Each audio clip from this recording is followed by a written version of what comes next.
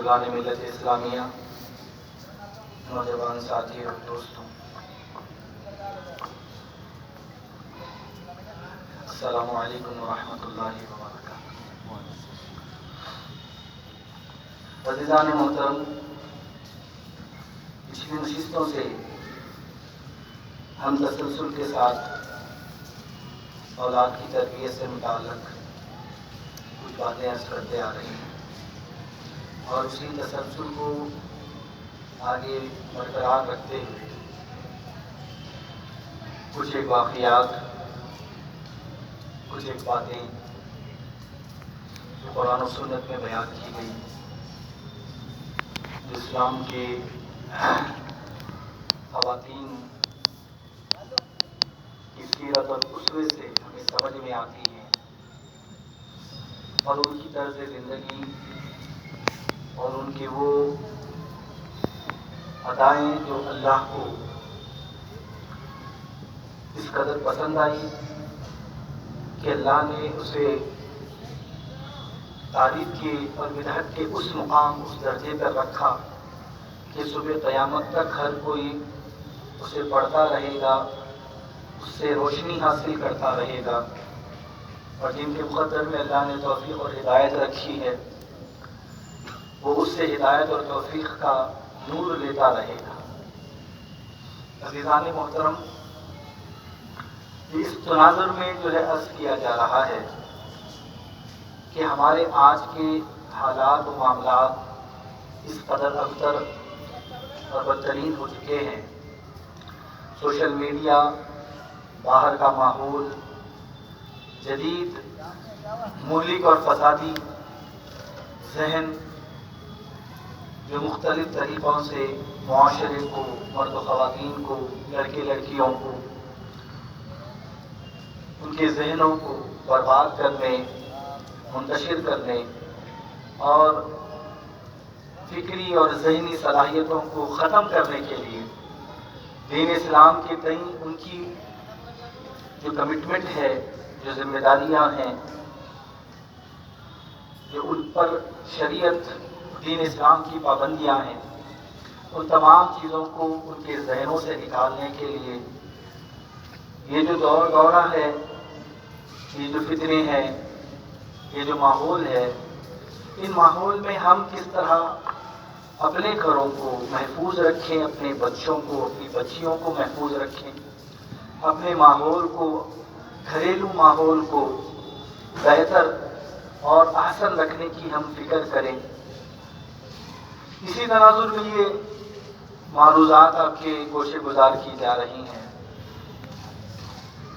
اور یہ بات سمجھنے کی بھی ضرورت ہے کہ ہماری ایک شرعی ذمہ داری ہے، ایک دینی ذمہ داری ہے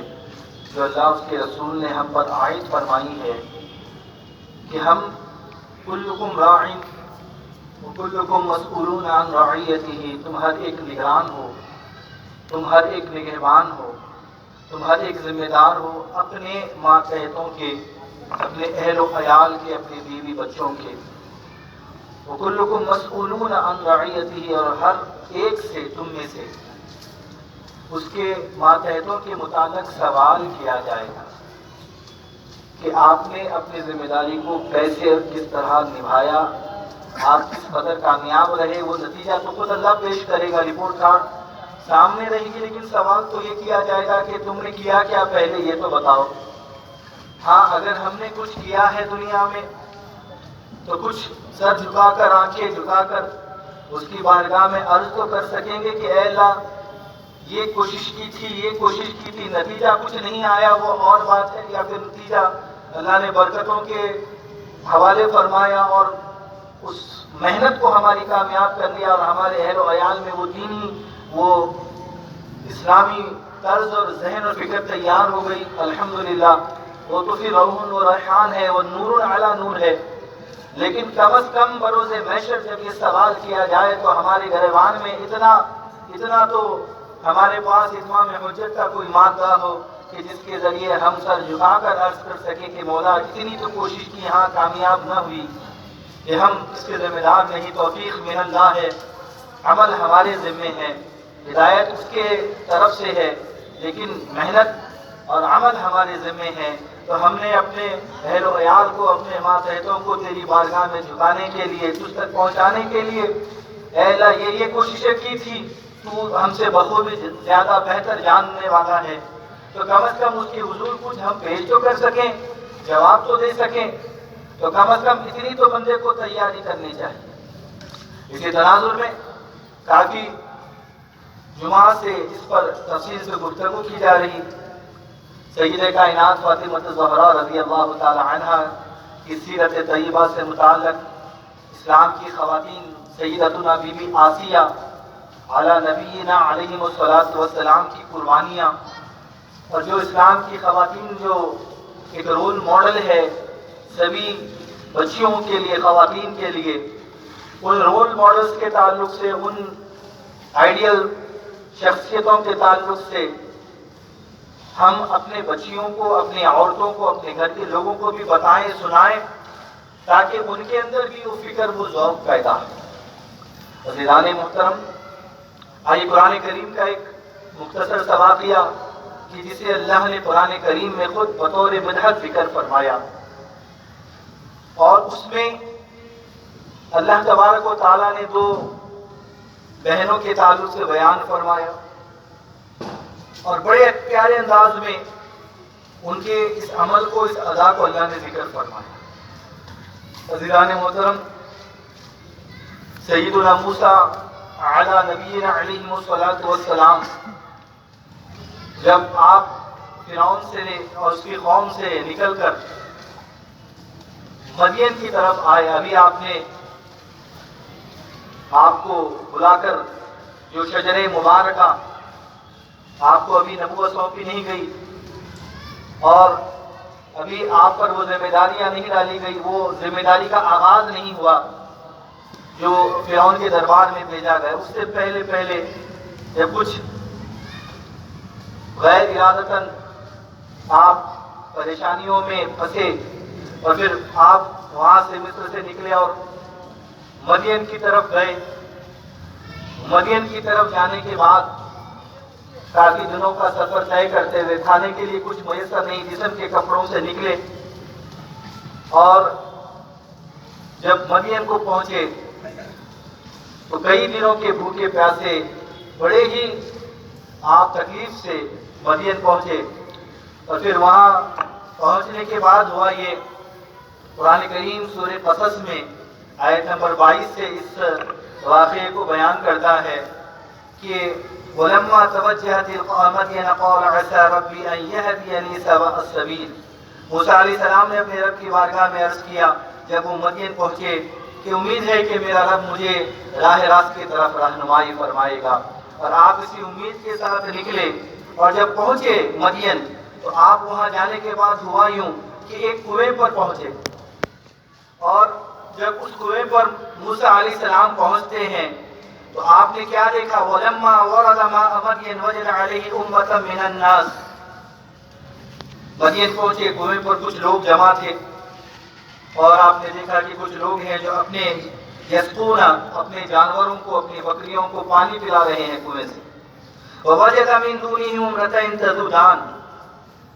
آپ نے وہی دیکھا پاس میں دو لڑکیاں ہیں جو بڑی شرم و حیا کے ساتھ پیچھے پیچھے کھڑی ہوئی ہیں، جو اس ہجوم میں نہیں جاتی، وہ اس لوگوں کے مجموعے میں نہیں جاتی، بلکہ پیچھے پیچھے کھڑی ہیں۔ تذودان، اپنے اپنے مویشیوں کو، بکریوں کو لے کر خاموش کھڑی ہیں، اور بکریوں کو، اپنے جانوروں کو پانی نہیں پلا رہی، روکے ہوئی ہیں۔ موسیٰ علیہ السلام کو وہ واقعہ تھوڑا سا عجیب لگا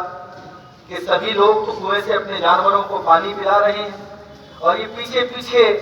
ایک کنارے میں، ایک کونے میں شرم و حیا کی مورت بنی دو لڑکیاں کھڑی ہیں۔ اب یہ بات اللہ قرآن کریم میں بیان کر رہا ہے کہ دو عورتیں، دو لڑکیاں کھڑی ہیں کنارے میں، اپنے جانوروں کو روکے ہوئے ہیں، پانی نہیں پلا رہی۔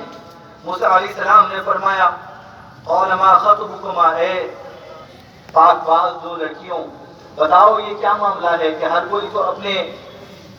مویشیوں کو کنویں پر پانی پلا رہا ہے، لیکن تم ہو کہ دور دور کھڑی ہو، تم اپنے جانوروں کو پانی کیوں نہیں پلاتی؟ قَالَتَا لَا نَسْقِي حَتَّىٰ يُصْدِرَ الرِّعَاءُ۔ کہاں یہ تقاضا ہے شرم و حیا کا، عفت کا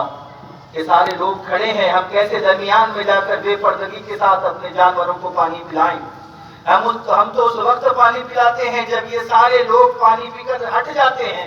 اور بچا کچا جو بھی میسر آتا ہے وہ پانی ہم اپنے جانوروں کو پلایا کرتے ہیں۔ ہم اس طرح درمیان میں گھس کر نہیں جا سکتی کیونکہ شرم و حیا کا بھی تقاضا ہے، اور ہم نہیں چاہتی کہ ہم درمیان میں بے پردگی کے ساتھ جائیں اور اپنے جانوروں کو پانی پلائیں۔ اس لیے ہم جو ہے حجاب کا، پردے کا، شرم و حیا کا پاس و لحاظ کرتے ہوئے دور کھڑی رہتی ہیں۔ جب یہ پانی پلا کر چلے جاتے ہیں تب جا کر ہم اپنے مویشیوں کو پانی پلاتے ہیں۔ موسیٰ علیہ السلام نے جب یہ بات سنی تو ظاہری بات ہے ایک امانت دار، ایک ذمہ دار جو شخص ہوتا ہے وہ ہمیشہ ضرورت مندوں کی مدد کرتا ہے، پریشان حالوں کے ہاتھوں کو تھام لیتا ہے اور ان کے مشکل وقت میں ان کی مدد کیا کرتا ہے۔ اور اس شان اور عظمت کے سب سے زیادہ حامل تو انبیاء علیہ السلام ہوتے ہیں، اور پھر موسیٰ کلیم اللہ ہیں۔ آپ کئی دنوں کے بھوکے ہیں، روایتوں میں آتا ہے کہ آپ کا پیٹ آپ کی پیٹھ کو لگ گیا تھا، آپ نے کوئی روٹی نہیں کھائی، کوئی اناج نہیں کھایا، بلکہ جو ہے پتوں سے، درختوں کے پتوں کو کھاتے ہوئے آپ پہنچے ہیں سفر کرتے ہوئے، کیونکہ بڑی مشکل سفر سے نکلے تھے اور آپ کی اتنی بری حالت ہے۔ لیکن آپ نے دیکھا تو آپ نے کیا کیا کہ ان لوگوں نے، ان چرواہوں نے ایک بڑا پتھر رکھا ہوا تھا، موسیٰ علیہ السلام نے اپنے ہاتھوں سے، جو کافی لوگ، روایتوں میں آتا ہے، علامہ ابن کثیر تفسیر ابن کثیر میں عمر بن خطاب سے روایت لاتے ہیں کہ 10 لوگ اکٹھا ہو کر جس پتھر کو ہٹا سکتے تھے،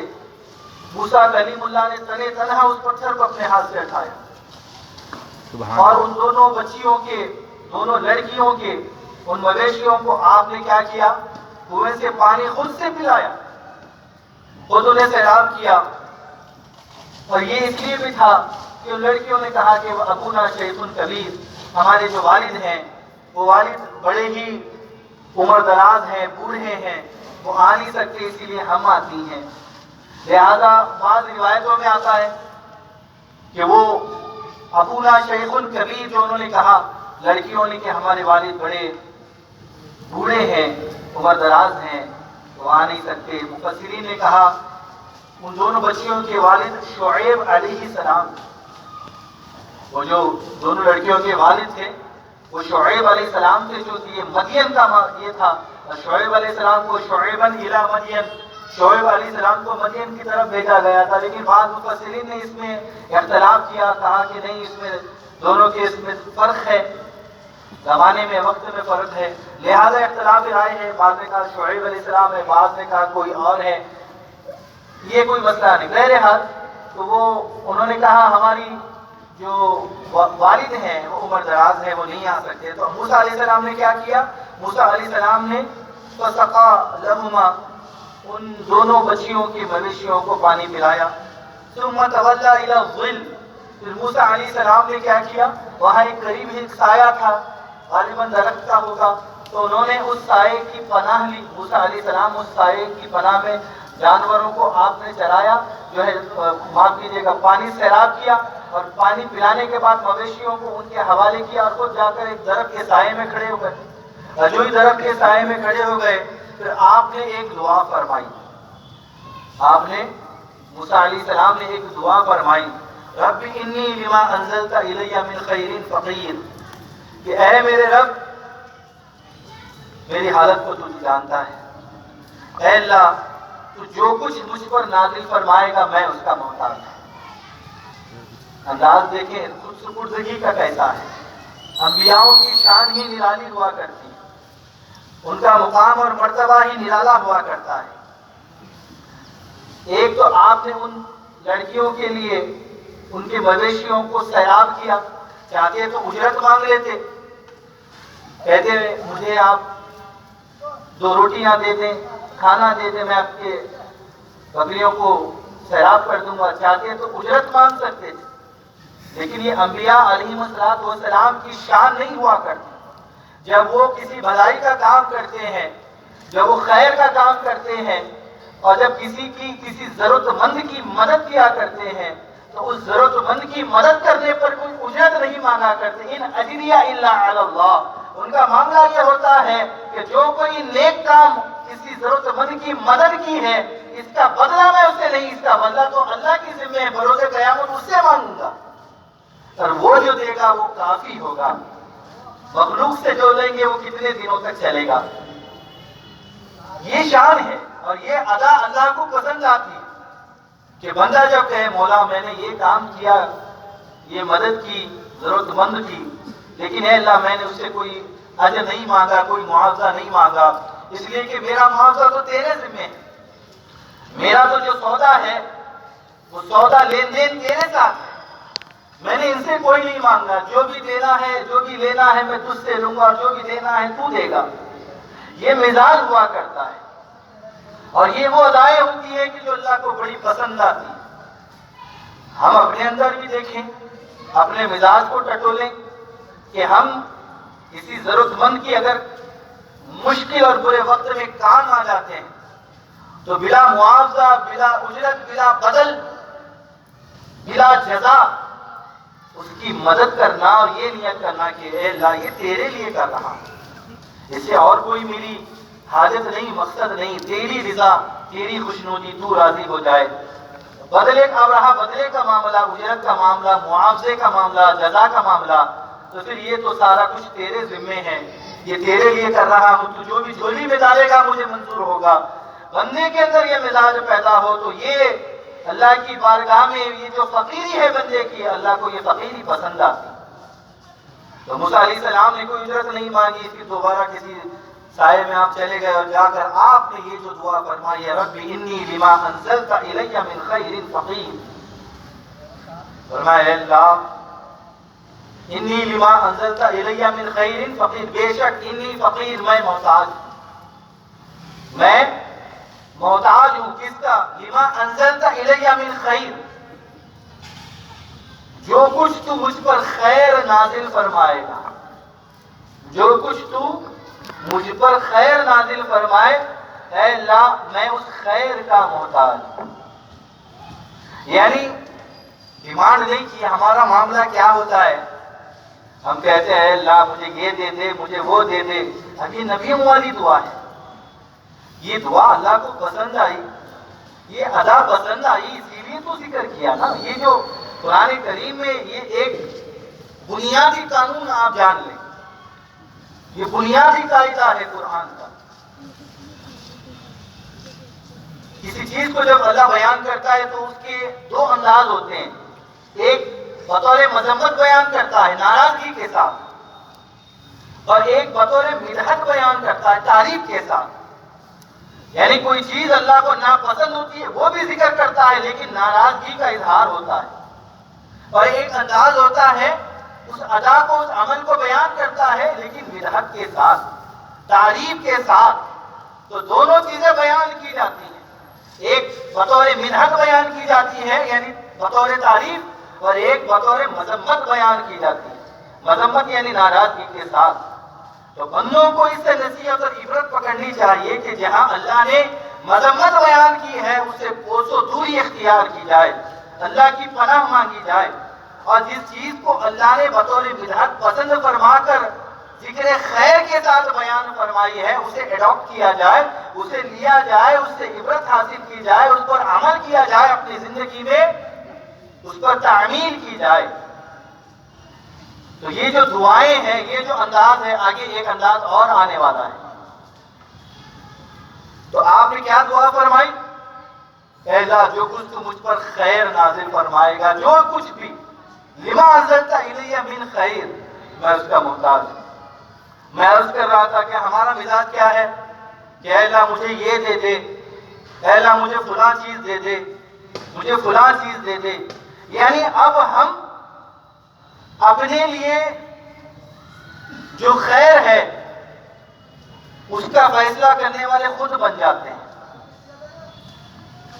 ہم بہتر جانتے ہیں ہمارے لیے کیا خیر ہے یا اللہ بہتر جانتا ہے. یہ دعائے استخارہ ہے، اس دعائے استخارہ میں یہی سکھایا گیا، خیر طلب کرنا، استخارہ. اس میں کیا سکھایا گیا؟ اے اللہ جو کچھ میرے اندر ہے یا جو کچھ میرے بارے میں تو جانتا ہے، میں نہیں جانتا، تو علام الغیوب ہے، سارے راز تجھ پر کھلے ہوئے ہیں، مقدر میری جو ہے زندگی، میرا نصیب تو مخفی مجھ پر ہے، تجھ پر کوئی چیز مخفی نہیں، تو ہر چیز کا جاننے والا ہے۔ تو ہم اپنے بارے میں زیادہ بہتر جانتے ہیں کہ کیا خیر ہے، یا جس نے بنایا وہ بہتر جانتا ہے کہ ہمارے لیے خیر کیا ہے۔ تو ہم یہاں پر اب ایک انداز سے دیکھیں